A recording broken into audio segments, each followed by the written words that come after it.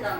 మరి అదే వాక్యము రిపీట్ చేద్దాం, ధ్యానించుకున్నాం. దయచేసి అందరూ కూడా శ్రద్ధగా హృదయాలు తెరవబడి, ఇప్పటి వరకు గుండె మంటతో మాట్లాడాను. నేను మాట్లాడి నిజమే కదా, మేమంతా నిర్లక్ష్యంగా ఉంటున్నాం. ఏదో ఈ చెవితో వింటున్నా, చెవితో విడిచిపెట్టి వెళ్ళిపోతున్నాం. నేను ఇలా ఉంటే ప్రభు దగ్గరికి వెళ్తానా? ప్రభు దగ్గరికి నేను ఎలా ఉంటే వెళ్తాను? ఇది మాత్రం మనసులో పెట్టుకోండి. నేనేదో చెప్తే వినొద్దు. నేను ఏం చేస్తే ప్రభు దగ్గరికి వెళ్తాను. ఇది మనం అందరం కూడా, నేను కూడా ఆలోచించి భయభక్తులతో ప్రభు పాదాల దగ్గరికి వస్తే వెళ్తాం. లేకపోతే వెళ్ళమండి, గోతులకే మనకు తప్ప. ఇక అదైతే తప్పదు మనకి.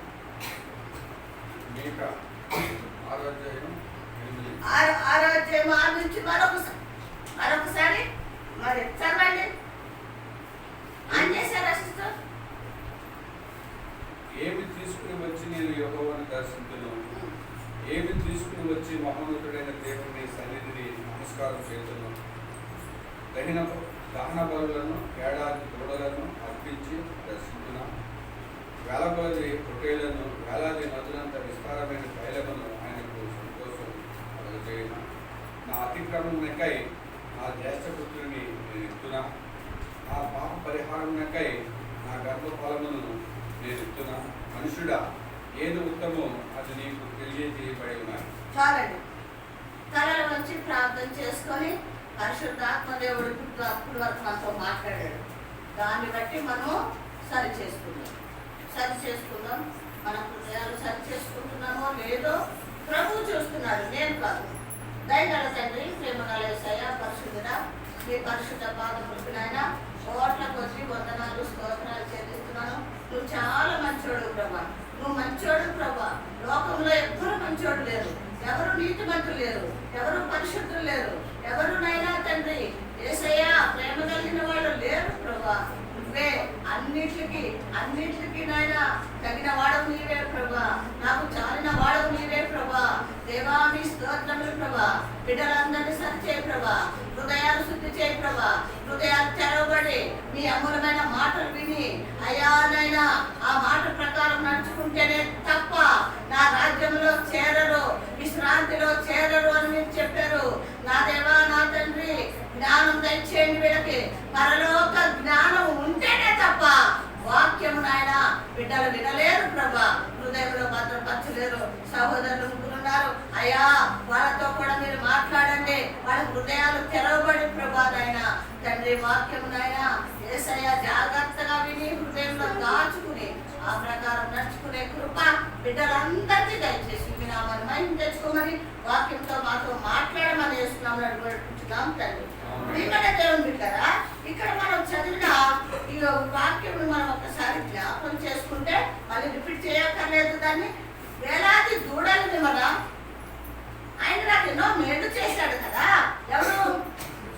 ప్రభు కదా. దేవుడు మనకు ఎన్నో మేలు చేశాడని ఏమనుకుంటున్నాము?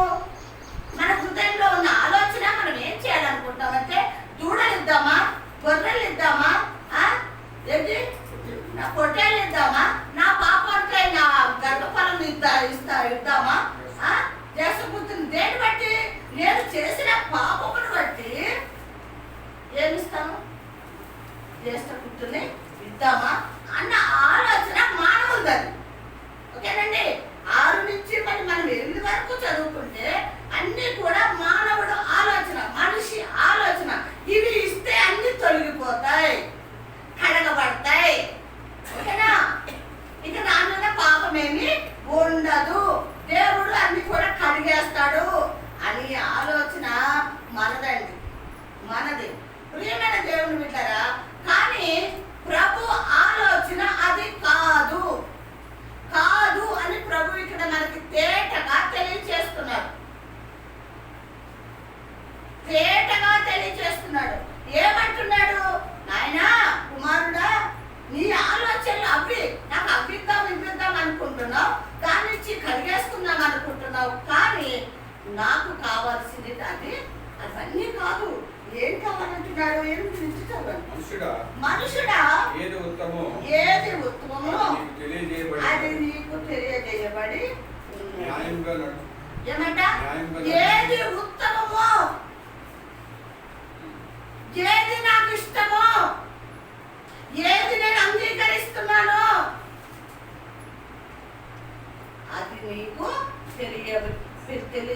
చెప్పబడింది, నీకు తెలియజేయబడింది. నాకు ఏది ఉత్తమమో నీకు తెలియజేయబడ్డది. నీ మాటలు, నీ ఆలోచనలు, నువ్వు ఏదో ఇవ్వాలంటే నేను సంతోషించను. నేను సంతోషించేవి మూడు ఉన్నాయి. దాన్ని బట్టే మీరు నడుచుకుంటే నేను సంతోషిస్తాను. నేను చెప్పి మీరు చేస్తే అప్పుడు నేను సంతోషిస్తాను. కానీ మీరు అవి తెస్తాను, ఇవి తెస్తాను, దాంతో నా పాపము పోతుంది, నేను నీతిమంతుని పరిశుద్ధుని అయిపోతాను, ఇక చాలు అనుకోవద్దు బిడ్డలారా. ఏం కావాలన్నాడు? చదవండి. ఎలా ఉండమన్నాడు? మనుషుడా ఏది ఉత్తమమో అది నీకు తెలియజేయబడి ఉన్నది. న్యాయంగా నడుచుకొనుటయు, కనికరమును ప్రేమించుటయు, దీన మనసు కలిగి నీ దేవుని ఎదుట ప్రవర్తించుటయు, ఇంతే కదా యెహోవా నిన్ను అడుగుతున్నాడు. చాలు మూడు విషయాలు చెప్పండి. ఏంటి? న్యాయముగా, కనికరమును ప్రేమించు,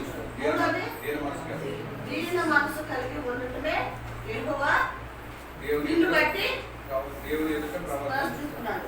ఈ మూడు విషయాలు మనం జ్ఞాపకం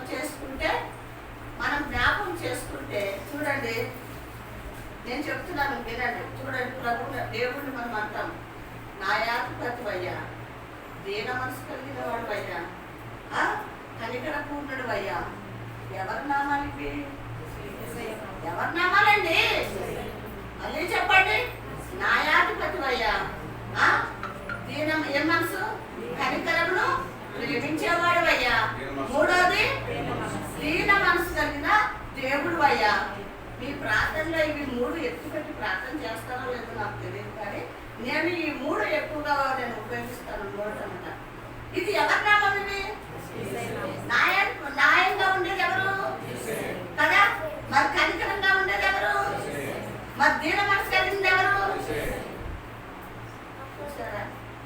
పరిశుద్ధాత్మ దేవుడు మనం మాట్లాడుతున్నాడు. నేను ఎత్తాను కదా రోజు. అదే ఏంటి, నేను వివరించలేదు వాళ్ళకి, నేను అర్థమయ్యేలాగా నేను వాళ్ళని బోధించలేదు అని నేను ఒక్కసారి ప్రార్థన చేసుకుంటా. పరిశుద్ధాత్మ దేవుడు మాట్లాడుతున్నాడు. ఈ నామం ఎవరి? దేవుడు కదండి, ప్రభు. మరి ఈ నామమును బట్టి ఎవరిని ఉండమంటున్నాడు? ఎవరిని ఉండమన్నాడు? ఎవరిని ఉండమన్నాడు? ఎలా ఉండమన్నాడు చెప్పండి, అందరూ చెప్పండి. న్యాయంగా బ్రతకమన్నాడు. రెండోది కనికరమును ప్రేమించమన్నాడు. మూడోది ఏమన్నాడు? దీన మనసు కలిగి ఉండటమే దేవుడైన యెహోవాకి ఇష్టమైనది. దేవుడైన యెహోవాకి ఇష్టమైనది ఈ మూడు మీరు చెయ్యండి. ఎందుకు అన్నాడంటే, ప్రేమైన దేవుడు కదా. దేవుడు ఎవరండి? సృష్టికర్త కదా. దేవుడు సృష్టికర్త, వెలుగుని వస్త్రాలు ధరించిన వాడు, అగ్ని జ్వాలల వంటి కన్నులు గలవాడు. ఆయన ఎక్కడ ఉంటాడు? ఆకాశము సింహాసనం మీద ఆసీనుడుగా ఉంటాడు. మనం ఎవరు?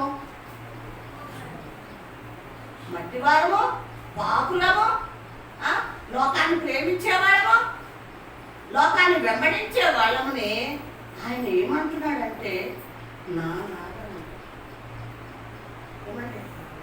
నాలాగా. ఆ మూడు నామములు ఎవరివి కదా? ఆ మూడు నామములు యేసయ్య అయితే ఆ మూడు నామములు మీరు కలిగి ఉండండి.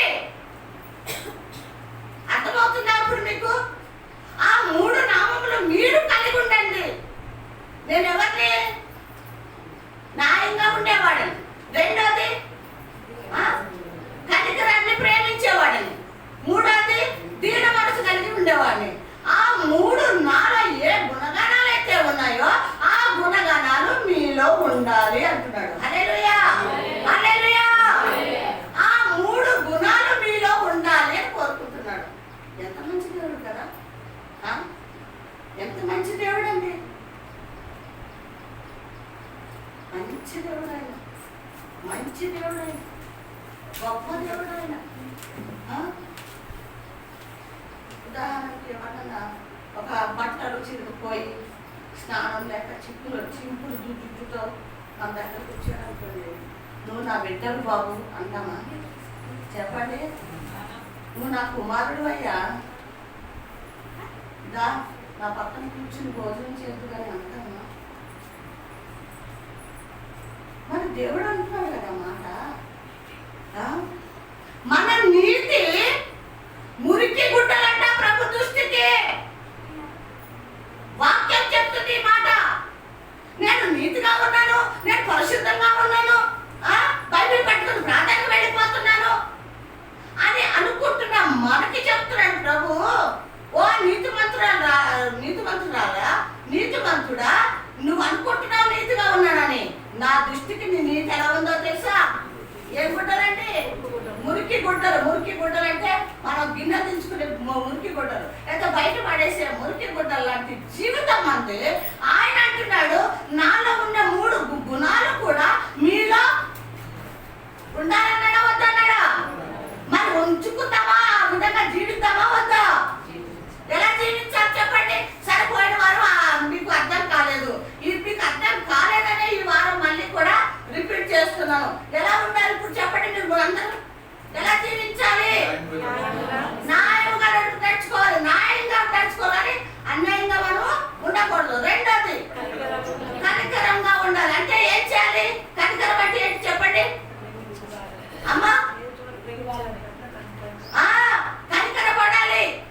కష్టాల్లో ఉన్నారా? బాధలో ఉన్నారా? ఇరుకులో ఉన్నారా?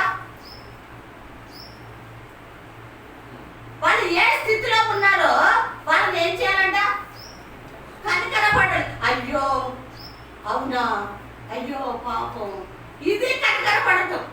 కనికరపడి మనకు చేతనైన సాయం చేయటం.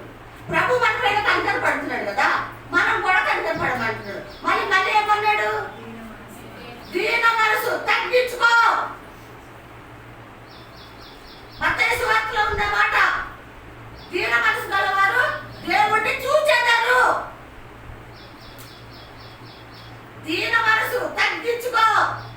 చాలా మౌనంగా ఉండు, చాలా దీనంగా ఉండు, దేవుని మనసు కలిగి ఉండు అని ప్రభు చెప్తున్నాడు. ఈ 3 కూడా, ఈ గుణగణాలు, ప్రభువులో ఉన్న గుణగణాలు ఎవరమైతే వాటిని మనలోకి తీసుకొని మనం ఆ విధంగా జీవిస్తే ఆయనతో ఉంటామా ఉండవా? ఏమండి? ఉంటాం చెప్తున్నాడు ప్రభు. అలా చేస్తే మీరు నా బిడ్డలుగా ఉంటారు. నా బిడ్డలుగా ఉంటారు. నా రాజ్యంలో మీకు ఏమిస్తాను? స్థానం ఇస్తాను, అధికారం ఇస్తాను మీకు అని ప్రభు చెప్తున్నాడు. కాబట్టి ఆ విధంగా మనం ఉండాలి. మళ్ళీ రెండోది నిర్గమకాండము 19వ అధ్యాయం 4వ వచనం. త్వరగా దయచేసి ఈరోజు ఒక్క 10 నిమిషాలు మరి తీసుకుంటాను. దయచేసి మరి అందరూ కూడా జాగ్రత్తగా మనం విందాము. 10 నిమిషాలు. నేను ఐగుప్తులకు ఏమి చేస్తున్నో మిమ్మును పెద్ద రెక్కల మీద మోసి నా యొద్దకు మేము ఎట్లు చేర్చుకుంటున్నో మీరు చూసుకొని. చాలండి. ప్రేమగా దేవుని బిడ్డలారా, ఇక్కడ మనకు ప్రభు మనతో మాట్లాడుతున్నాడు. మిమ్మల్ని ఎక్కడి నుంచి తీసుకొచ్చాను? ఐగుప్తు నుంచి మిమ్మల్ని ఎలా తీసుకొచ్చానో మీకు తెలుసు కదండి. ఎలా తీసుకొచ్చాడు? గద్ద రెక్కల మీద ఎలాగైతే మోసుకుని వస్తాడో అలాగ మిమ్మల్ని మోసుకుని వచ్చాను. ఎక్కడి నుంచి మోసుకుని వచ్చాను? బంధకాల నుంచి, బానిసత్వం నుంచి, పాపం నుంచి, చీకటి నుంచి నా ఇదిగో భుజాల మీద, రెక్కల మీద మిమ్మల్ని మోసుకుని వచ్చాను. మీకు తెలీదా సంగతి? తెలుసా తెలీదండి? ఎక్కడికి తీసుకొచ్చాడు? ఐగుప్తు నుంచి. ఎక్కడికి తీసుకొచ్చాడు? పాలు తేనె ప్రవహించే దేశానికి తీసుకువెళ్ళాలనుకున్నారు. కానీ వీళ్ళ ప్రవర్తన, వీళ్ళ మాట తీరు, వీళ్ళ కృతజ్ఞత లేకుండా ఉన్నారు కాబట్టి అరణ్యంలో ఉంచాడు. ఎక్కడ ఉంచాడు? అరణ్యంలో ఆపేసాడంట. ఆపేశాక సనుక్కున్నారు, కొనుక్కున్నారు, దేవుడి మీద అబద్ధాలు మాట్లాడారు, భవిష్య మీద అబద్ధాలు మాట్లాడారు. మాంసం కావాలన్నారు, చేపలు కావాలన్నారు, మాకు నీళ్లు లేవు, చచ్చిపోతున్నామన్నారు. ఇవన్నీ కూడా చేశాడా లేదా? ఏంటి చేశాడు? మాకు మాంసం కావాలంటే మోషే అన్నాడు, అయ్యా వీడు మాంసం కావాలంటున్నారు, ఎక్కడ తెద్దాము? కొన్ని 1000 మంది కదా, నేను ఎక్కడ తెచ్చి పెట్టను అని ఆయన ప్రభు దగ్గరికి వెళ్ళి బాధపడ్డాడు. మోషే నువ్వు ఎందుకు బాధపడుతున్నావు? నేను ఇస్తాను కదా అయ్యా, నువ్వు మౌనంగా ఉండి నేను ఇస్తానని మాంసం ఇచ్చాడు. నేను అన్నాడు, వెళ్ళి ఇదిగో నీ దగ్గర ఉన్న ఆ కట్టెతోటి ఆ రాయిని తాగు, అని వాటర్ వస్తుంది తాగుతారు అని చెప్పాడు కదండి. అన్నీ ఇచ్చాడు, ఇవ్వలేదన్నాడు. ఇక్కడ ప్రభువు ఏం చెప్తాడంటే, మీకు ఇన్ని మేలు చేశాను కదా, ఇన్ని అద్భుతాలు చేశాను కదా, మీకు తెలియదా అన్నాడా లేదా? మీకు తెలియదా? పాపము నుంచి మిమ్మల్ని పెద్ద రెక్కల మీద మోసుకొచ్చినట్టు మిమ్మల్ని మోసుకొచ్చాను కదా, అరణ్యంలో మీకు అన్ని ఇచ్చాను కదా, అయినా మీరు చేసిన పనేంటి? ఏం చేశారండి వాళ్ళు? ఏం చేశారు అయ్యా? దేవుడిని దూషించడమే కాదు, వాళ్ళకి ఇష్టానుసారంగా బొమ్మలు చేసుకొని దానికి ముఖ్యం గంతులు వేశారు, ఆడుతూ పాడుతూ గంతులు వేశారు. దేవుడికి కోపం వచ్చి ఏం చేశాడు? ఏం చేశాడండి? ఆ అరణ్యంలోనే నాశనం చేశాడు. చెప్తూనే ఉన్నాడు, జాగ్రత్త, నా మాట వినండి, నా గద్దెంపుకు లోబడండి, నేను చెప్పింది చేయండి అని చెప్తూనే ఉన్నా వినలేదు. మనం తర్వాత ఇంకేమన్నాడు? మిమ్మల్ని గద్దెల రెక్కల మీద తీసుకొచ్చానని మరి ఇంకేమన్నాడు? మీరు నా మాట శ్రద్ధగా విని నా నిబంధనలను అనుసరించి నడిచిన ఎడల మీరు సమస్త జనులలో నాకు స్వకీయ సంపత్యమవుదు. చాలండి. ఏమన్నాడు? మిమ్మల్ని గద్దెల రెక్కల మీద తీసుకొచ్చాను, ఇక్కడ పెట్టాను, ఇప్పుడైనా సరే మీరు ఏం చేయండి? నా మాట విని. ఎన్నో రకాలుగా పాపాలు చేసాము, మాట వినకుండా వెళ్ళిపోయాము, అయినా ప్రేమ గల దేవుడు ఆయన ఏమంటున్నాడంటే, నా మాట విని నా ఆజ్ఞలు ఏం చేయమంటున్నాడు? గైకోనండి, అప్పుడు నేను ఏం చేస్తాను? మీకు నా రాజ్యంలో ఏమిస్తాను? మీకు రాజ్యం ఇస్తానంటున్నాడు, సంపాదిస్తానంటున్నాడు, రాజ్యం ఇస్తానంటున్నాడు. ఎప్పుడు? ఆయన మాట మనం వింటే. ఆయన ఆజ్ఞలు అంటే ఏంటండి?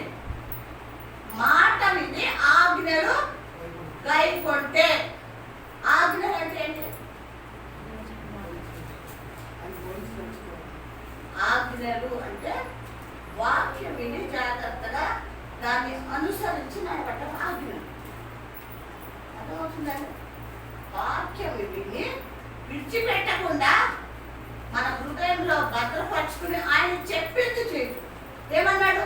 మీరు ఇప్పుడు నా మాట వింటే, నా ఆజ్ఞలు గైకొంటే మీకేమిస్తాను? సంపాదిస్తానండి. ఓకేనా? ఇంకా ఏమంటున్నారు చూద్దాం. చాలండి. ఏమంట? సమస్త భూమి నాదే. ఈ భూమి ఎవరిది కదండి? మరి నాకు ఇవ్వడా? మనం ఎందుకు పరిగెత్తు పని చేయాలండి? పరిగెత్తుతాం ఎందుకు కుమార్తె? పరిగెత్తకు, నిన్ను పోషించేవాడిని నేను, ఏమండి? బ్రతికించేవాడిని నేను, కాపాడేవాడిని నేను, రక్షించేవాడిని నేను. నువ్వెందుకు పరిగెత్తుతున్నావు? నా సమయాన్ని వదిలిపెట్టేసి నేను చెప్పింది వినకుండా ఎందుకు పరిగెడుతున్నావు అని ప్రభు చెప్తున్నాడు. చూడండి, అదేది ఇర్మియా, సారీ ఎబ్రీ పత్రిక, త్వరగా ఎబ్రీ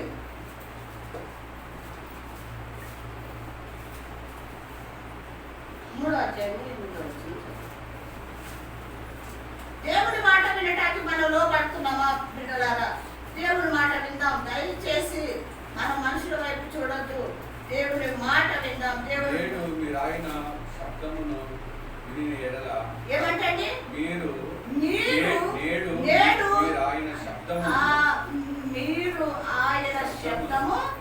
శబ్దమును విని ఎడల ఏ వినాలంటే? శబ్దం. మీరు ఆయన శబ్దం విన్న ఎడల, ఆయన మాటలు విన్న ఎడల. శబ్దం అంటే ఏంటి? శబ్దం ఏంటో తెలుసా? వాక్కు. వాక్కు అర్థమవుతుందా? ఇప్పుడు మాట్లాడుతున్నాను, నా నుంచి ఏమొస్తుంది? శబ్దం వస్తుంది కదా. ఏమంటాము? మనం ఏదైనా మాట్లాడుతున్నాం, ఫోన్ మాట్లాడుతున్నాం, పిల్లలు చేసుకుంటే ఏమంటాం? శబ్దం చేయకండి రా అంటామా లేదా? శబ్దం వినాలి. ఎవరు వినాలి? దేవుడి మాట వినాలండి, యేసయ్య మాట వినాలి. శబ్దం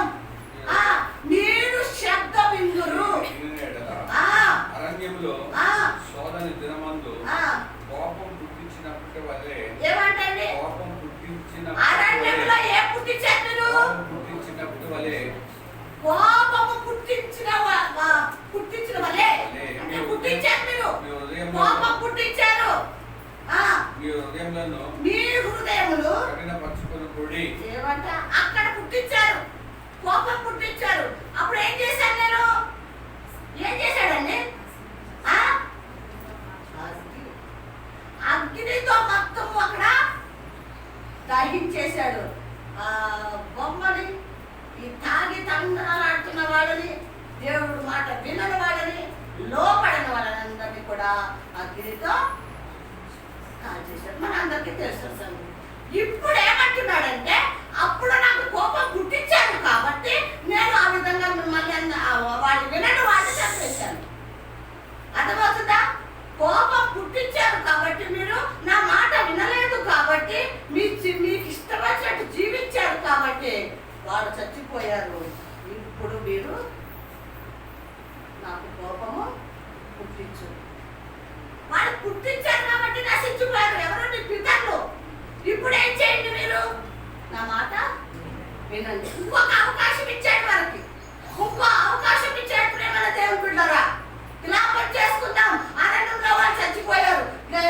ఎవరు? నోవాహు ప్రజలు చచ్చిపోయారు. వినలేదు వాడు. తర్వాత ఎక్కడ వాడు? సొదొమ గొమొర్రా పట్టణం వాళ్ళు చనిపోయారు. వినలేదు. పాపంతో నిండుకున్న దేశం, చచ్చిపోయారు. ఇప్పుడు మనకి ఈ కాలంలో మనకు ఒక మంచి అవకాశం ఇస్తున్నాడు, గొప్ప అవకాశం ఇస్తున్నాడు.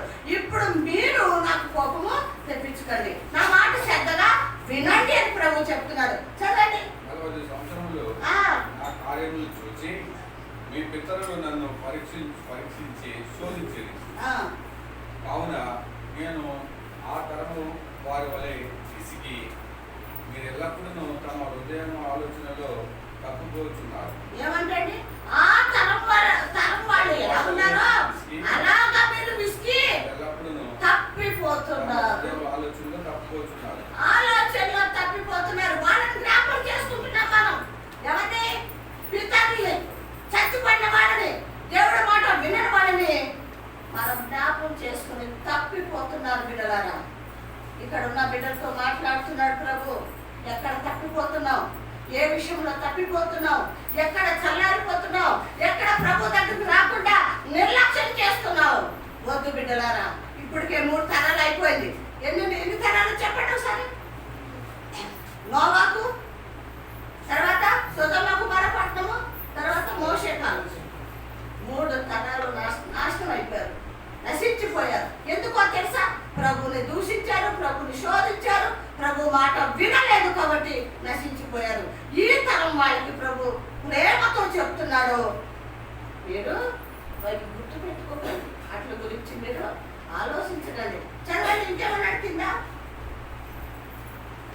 కావున నేను ఆ తరం వారి వలె విసిగి మీరు ఎల్లప్పుడూ తమ హృదయ ఆలోచనలో తప్పుకొచ్చున్నారు. నా మార్గములను తెలుసుకోలేదు.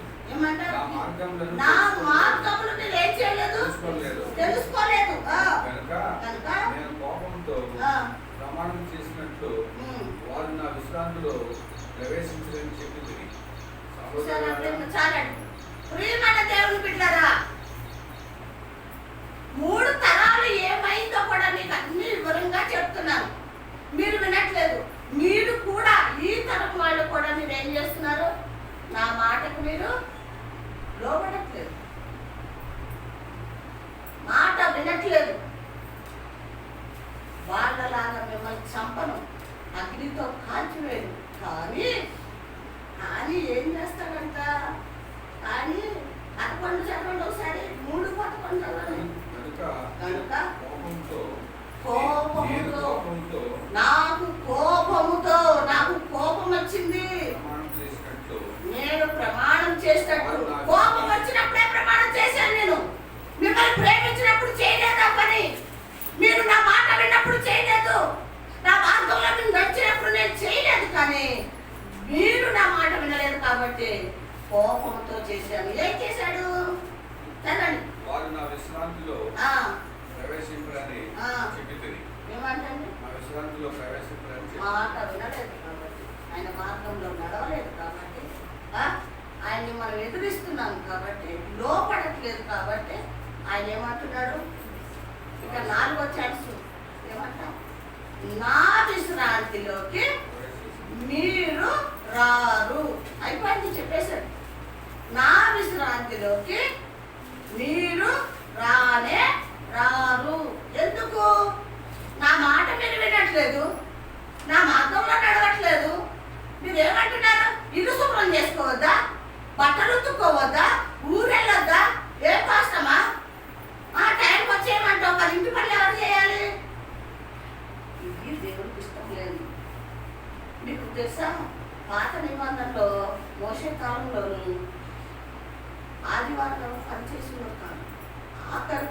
వంట కూడా చేసుకునేవారు. శనివారమే వండేసుకునేవారు. పొయ్యి వెలిగించకూడదు ఆదివారము. అర్థమవుతుందా? శనివారం నైట్ వండుకుంటాం, అన్ని రెడీ చేసుకుంటాం, హృదయం సిద్ధపరచుకుంటాం. ఎప్పుడు ఈ వారంలో ఏం మాట్లాడాం, ఏం చేస్తాము, దేవుడికి ఆయాసం ఉన్నామా, ఆయన దుఃఖపెట్టామా, ఆయన మాట ఎక్కడ వినలేదు, అన్నీ సరి చేసుకుని సిద్ధపడి పునరుద్ధాన దినము ప్రభు దగ్గరికి పరుగు వచ్చి ఆరాధించారు. మరి ఇప్పుడు ఉందా? లేదు. ఎందుకు? కృపాకాలం ప్రభు ఇచ్చాడు. మనకి ఎలా వచ్చింది కృపాకాలం? చెప్పండి. కృపాకాలం ఎలా వచ్చింది మనకి? ప్రభు సిలువలో మరణించి మనకి కృపాకాలం ఇచ్చాడు. హల్లెలూయా! కృపాకాలం మనకి ఇచ్చాడు.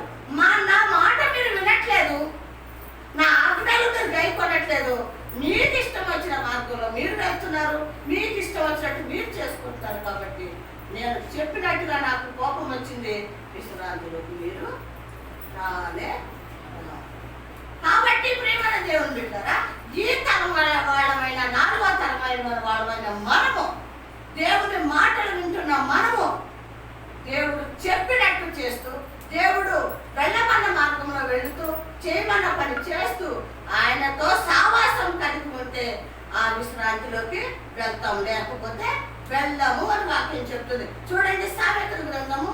సామెతలు నేను 10 నిమిషాల సమయం అడిగాను కదా, దయచేసి నేను ముగించేస్తా. సామెతలు 28వ అధ్యాయము. సామెతలండి 28వ అధ్యాయము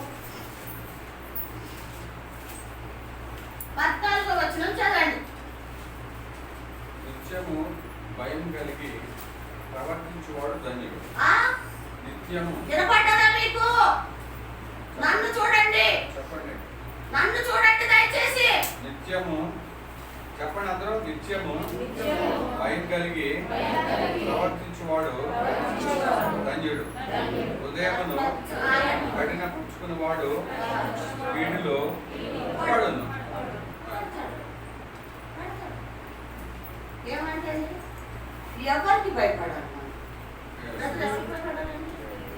దేవుడు. చూడండి, అబ్బాయి ముందు నేను చెప్పడం కాదు, కానీ యవనస్తుడు ఆయన ఏంటంటారు 24 చిన్నాడు.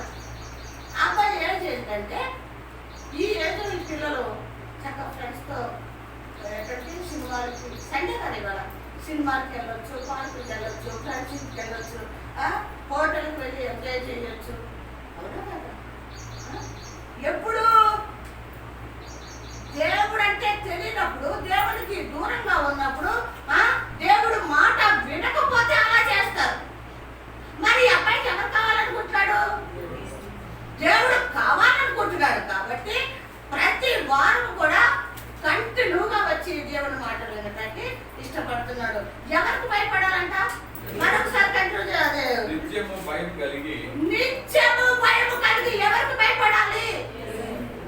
ఎవరికి భయపడాలమ్మా? నీ మొగుడు భయపడకు, నేను భయపడను. అర్థమవుతుందా? నేను భయపడను. ఎందుకు భయపడాలండి? తప్పు చేస్తే భయపడాలి, కానీ ఒక ఆయనకు భయపడాలి. ఎవరైనా భయపడుతున్నారా మీరు? ఏమ్మా అడిగేది మిమ్మల్ని, భయపడుతున్నారా దేవునికి?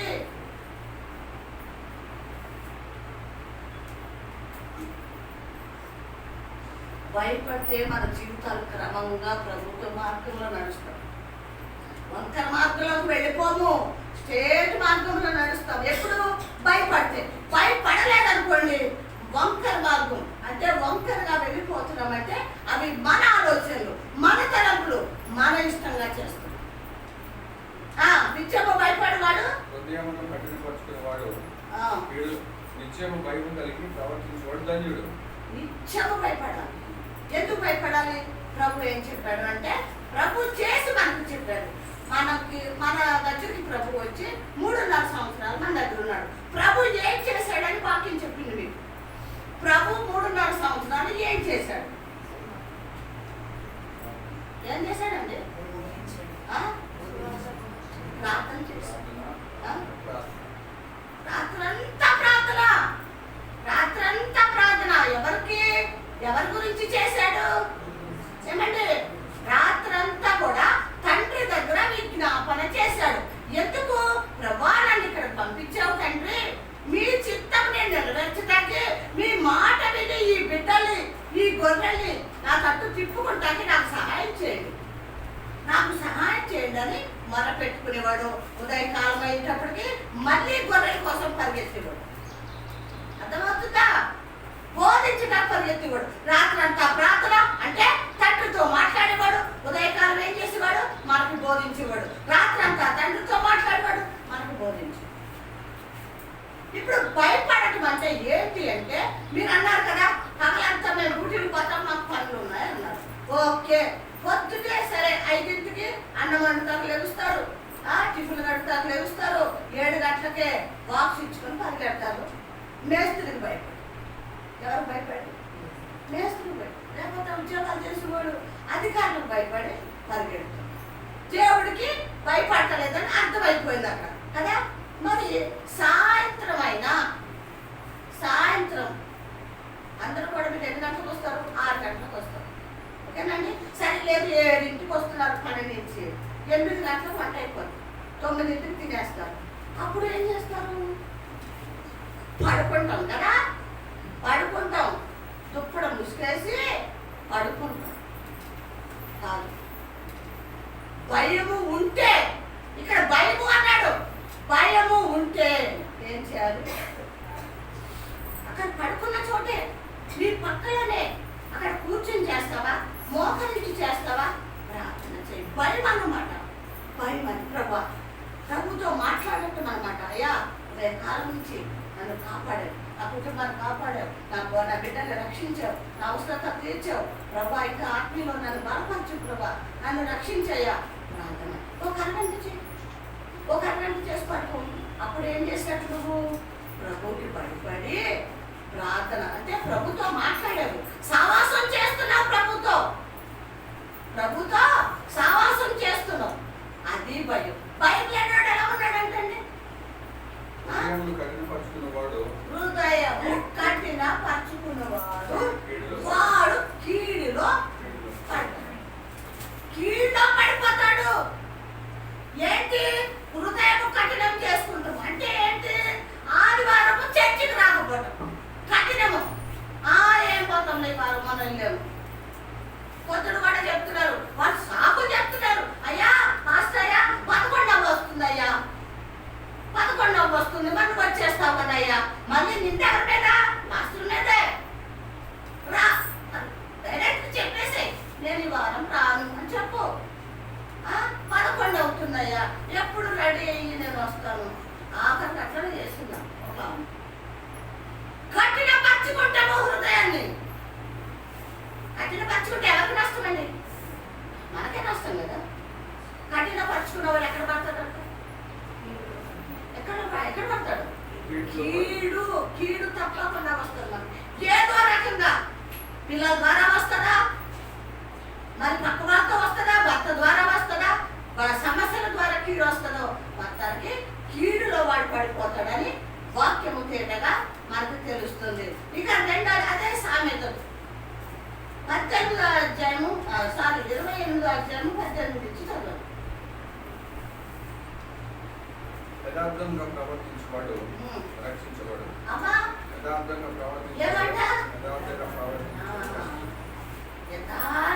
ప్రవర్తిస్తే, యథార్థత ఎవరి దగ్గర ఉండాలి?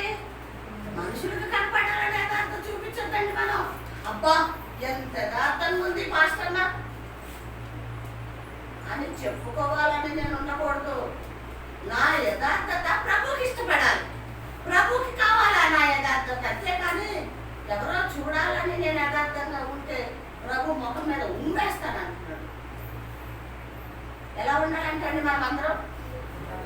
యథార్థంగా యథార్థంగా ప్రవర్తించాలి. ప్రవర్తన నీ ప్రవర్తన చక్కగా పెట్టుకో. ప్రవర్తన జాగ్రత్త అదే ప్రభు మనకు చెప్తున్నారు. ప్రియమైన దేవుని బిడ్డరా, మన మాటలో, మన పద్ధతుల్లో, నడవడిలో, ఆలోచనలో, తలంపులో ప్రవర్తన చాలా చేసుకుంటే వాళ్ళు ఏమవుతారంట, రక్షింపబడతారు. ఏమండి, రక్షణ కావాలా మనకొద్దా? కావాలి. రక్షణ మనకి కావాలా వద్దా? ఏం కావాలి? ముందు దేవునికి భయపడాలి, ఓకేనా? రెండోది ఏమంటున్నాడు, ప్రవర్తన ఎలా ఉండాలి? యథార్థంగా ఉండాలి. దేవునికి ఇష్టంగా మనం ఉన్నప్పుడు రక్షింపబడతాం. అంటే ఏ సమస్య వచ్చినా, ఏ కష్టం వచ్చినా, ఏ ఇబ్బంది వచ్చినా, ఇరుకు వచ్చినా దేవుడు ఏం చేస్తాడు, మనల్ని కాపాడతాడు. చూడండి, ఇంకా మూడోది చూడండి, అదే సామెతలు 30 అధ్యాయం 7వ వచనం, 7-8 త్వరగా.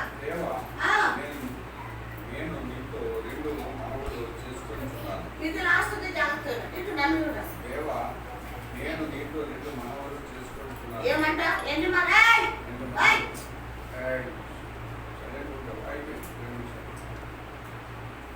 ప్రభు ఏం చెప్తున్నాడు, ఉండండి. ప్రభు ఏం చెప్తున్నాడు అంటే, దేవా నేను మీ దగ్గరకు వచ్చి 2 మనవులు నేను చేసుకుంటానయ్యా. ఎవరండి ఈ మాట మాట్లాడింది? రాజుగా ఉన్న సొలొమోను గారు 2 మనవులు. మరి సొలొమోను మామూలు విశ్వాసంగా ఉన్నాడా, ఒక అధికారంలో ఉన్నాడా? అధికారంలో ఉన్నాడు కదా. ఎవరైనా రాజు. మనకు కొంచెం ఒక 10 రూపాయలు ఉన్నా, ఒక గుంట ఇల్లున్నా, 4 జతల బట్టలున్నా, మన కళ్ళు ఎక్కడ ఉంటాయి? నెత్తి మీద ఉంటాయి. కానీ ఈ సొలొమోను గారు రాజు అయినప్పటికీ కూడా 2 మనవులు చేసుకుంటానయ్యా.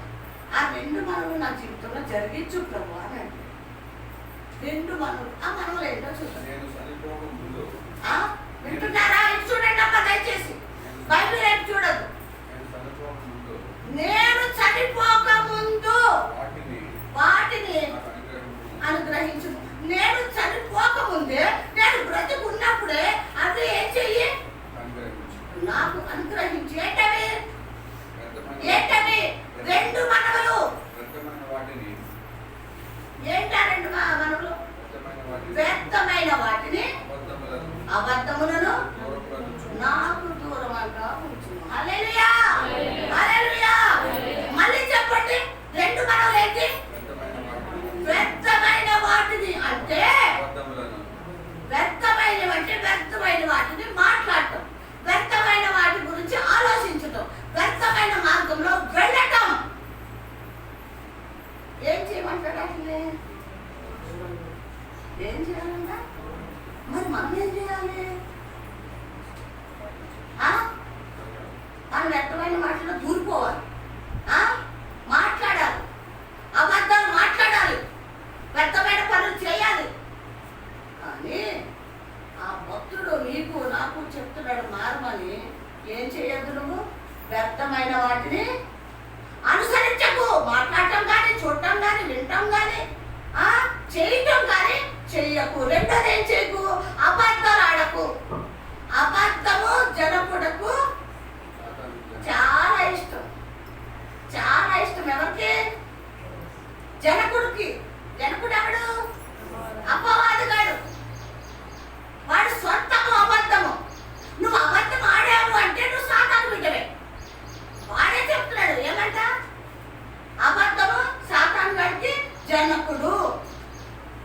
ఆ 2 నాకు దూరం చేయమన్నాడు. ఇంకేమన్నాడండి?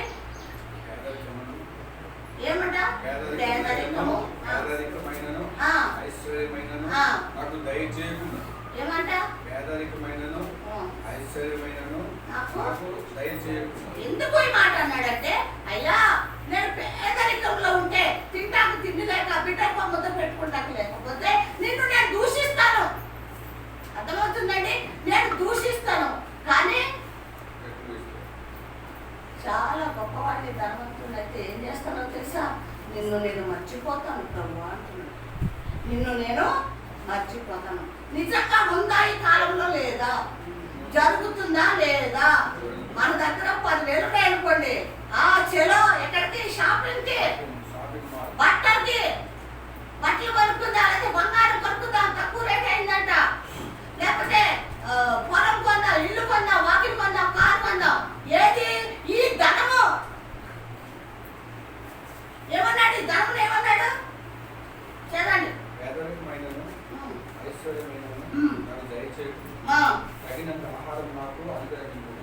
తగినంత ఆహారం అంటే నాకు ఎంత కావాలో నాకు అంత ఇవ్వండి. ఎక్కువైన ఎడల ఎక్కువైన ఎడల నేను కడుపు నిండిన వాడనై నిన్ను విసర్జించి ఎవడని అందునేమో ఏమంటే ఎక్కువైపోయింది, నాకు స్థలం ఎక్కువైపోయింది, అన్నం ఎక్కువైపోయింది. ఏమంటాను? ఈ యెహోవా ఎవరు? అర్థమైందా? ఈ యెహోవా ఎవడు అని నేను అందునేమో ప్రభువా. కాబట్టి ఎత్తి లేక పేదనైనా దొంగిలి నా దేవుని నామమున దూషించునేమో. ఏదోనైతే బాగా దరిద్రుని, ఏమి లేదు, ఆకలి అవుతుంది, ఏం చేస్తాను? దొంగతనానికి వెళ్తాను. దొంగతనానికి వెళ్తే ఏమంటావు? నీ ఇంటి దొంగతనానికి వచ్చింది. నువ్వెవరు అంటే క్రైస్తవుని. ఒరే నీకేమైనా బుద్ధి ఉందారా? దేవుడి పేరు పెట్టుకుని నేను క్రైస్తవుని అని చెప్తున్నావు, దొంగతనం చేస్తావని దూషిస్తాను. అంటే నా ఎవరు దూషిస్తున్నట్టు? నా నామము దూషింపబడతారు. కాబట్టి చదవండి.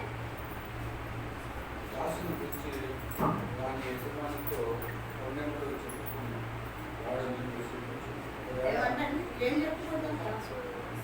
దాసుని గురించి వాని యజమానికి నువ్వు పుణ్యములు చెప్పు. ప్రియమైన దేవుని బిడ్డరా, మరి ఇక్కడ రాజుగారు 2 మనవులు అడిగాడు. 2 మనవులు. ఒకటి ఏం చేయదు? వ్యర్థంగా మాట్లాడద్దు. రెండోది అబద్ధాలు మాట్లాడద్దు. నేను పేదవాడిగా ఉంటే ఈ నామాన్ని అవమానిస్తాను, ధనం ఉన్నవాడిని అయితే నిన్ను దూషిస్తాను, ఎవడు వేసు అంటాను. కాబట్టి నాకు ఎంత కావాలో అంతే నాకు ఇవ్వండి అని అడిగే వారంగా ఉన్నాం. ప్రియమైన దేవుని బిడ్డరా, మరి ప్రభు మళ్ళీ కూడా మనకు అర్థం కాని మాటలు నిజంగా మీకు అర్థం కాలేదు అని పరిశుద్ధ ఆత్మదేవుడు నన్ను ప్రేరేపించి నిజంగా వాళ్ళకి అర్థం కాలేదేమో మళ్ళీ చెప్పాలి అని మళ్ళీ వాక్యం తీసుకుంటూ జరిగింది. కాబట్టి మనము మన ఆలోచనతో ఏమిద్దాం దేవుడికి అని అనుకోవద్దు, కానీ ప్రభు మనల్ని మంటున్నాడు, ఇలా ఉండు అన్నాడు. ఏంటి ఆ మాట ఒక్కసారి చెప్పండి, నేను ముగించేస్తా. ఎలా ఉండమన్నాడు?